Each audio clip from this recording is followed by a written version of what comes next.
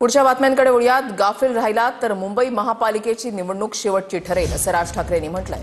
मुंबईवर डोळा, गाफील राहिलो तर मुंबई हातातून जाईल। मनसेच्या कोकण महोत्सवात राज ठाकरेंचं हे सूचक विधान। रात्र वैराची आहे, मतदार याद्यांवर लक्ष ठेवा असं राज ठाकरेंनी म्हटलं। रात्र वैराची आहे, गाफील राहू नका, आजूबाजूला लक्ष ठेवा। ज्या प्रकारचं आता राजकारण सुरू आहे आणि मुंबईवरती ज्या प्रकारचा डोळा आहे, मतदार याद्या आणि याच्यातलं जे सुरू आहे याच्यावरती लक्ष ठेवावं। आपल्या आजूबाजूला कोण मतदार खरे आहेत खोटे आहेत याच्यावर देखील तुमचं लक्ष असणं गरजेचं आहे। ही येणारी मुंबई महानगरपालिकेची निवडणूक ही शेवटची महानगरपालिकेची निवडणूक असेल।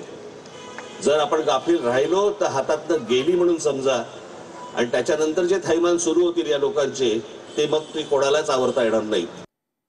मवियासह मनसेचं शिष्टमंडळ आज राज्य निवडणूक अधिकाऱ्यांची भेट घेणार आहेत। नवीन मतदार याद्यांमध्ये घोळ असल्याचा विरोधकांचा आरोप आहे। घोळासंदर्भात मविया आणि मनसेचं शिष्टमंडळ अधिकाऱ्यांची भेट घेणार आहे।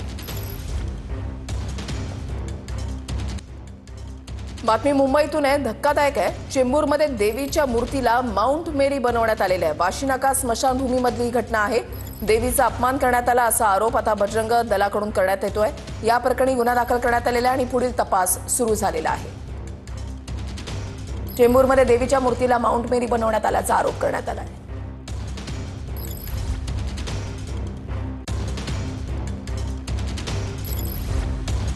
घटना आहे, बजरंग दल या प्रकरणावरून आक्रमक झालेलं आहे।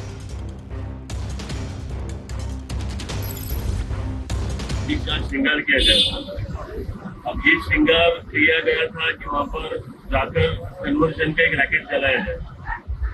हमने रात भर जितने भी संगठन थे यहाँ पर हम सब एक साथ जुटकर हमने यहाँ पर उस आरोपी को पकड़वाया है और उसके ऊपर FIR हुई है। कुछ मिशनरी लोगों ने काली माता की मूर्ति को उनको मदर मेरी की पोशाक पहना के, उनके कपड़े पहना के ऐसा साबित किया कि ये मदर मेरी है, और उधर का जो पंडित था उसको शायद मिशनरी लोगों ने पैसा दिया था ये सब करने के लिए। तो उसने बोला कि मेरे सपने में काली माता आई और मुझे बोली कि मुझे मदर मेरी। मवियासह मनसेचं शिष्टमंडळ आज राज्य निवडणूक अधिकाऱ्यांची भेट घेणार आहेत। नवीन मतदार याद्यांमध्ये घोळ असल्याचा विरोधकांचा आरोप आहे। घोळासंदर्भात मविया आणि मनसेचं शिष्टमंडळ अधिकाऱ्यांची भेट घेणार आहे।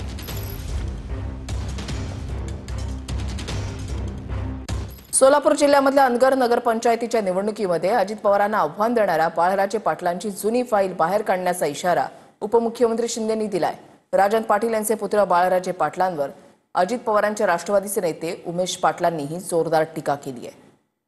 मी आपल्याला एवढंच सांगतो की पंडित देशमुख याचा जे काही मर्डर झालेली आहे, आमच्या बारसकर आणि उमेश पाटील यांनी सांगितलं की कुठल्याही परिस्थितीमध्ये या ठिकाणी जो कोणी खुनी असेल त्याला सजा झाली पाहिजे।